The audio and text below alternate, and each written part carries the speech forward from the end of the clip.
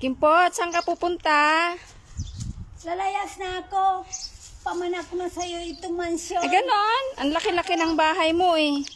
Sa'yo na ito. Nako, ayoko. Hirap na nga ako sa damit ko eh. Ganito talagang buhay sa abroad. Pag pinapalayas ka, ito na lang ang laman. Ano bang mga laman yan? Hirap.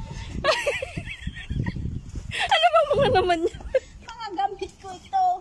Hindi pinadala sa akin yung luggage ko. Aray ko.